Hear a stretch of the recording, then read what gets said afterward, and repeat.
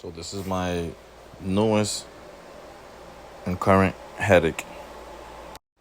As you can see, it looks crazy. It looks like it's been hit by I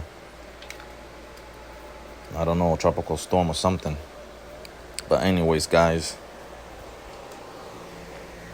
recommendation of advice: add a kill switch to one of these scooters because these things ain't safe. All you gotta do is loop the ignition and you could turn it on. Like.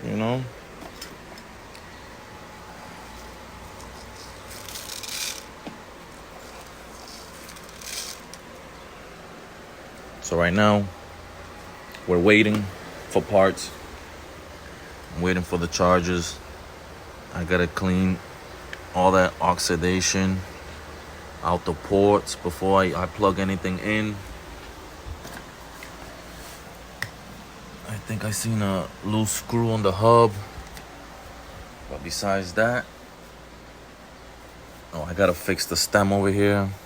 It's not locking.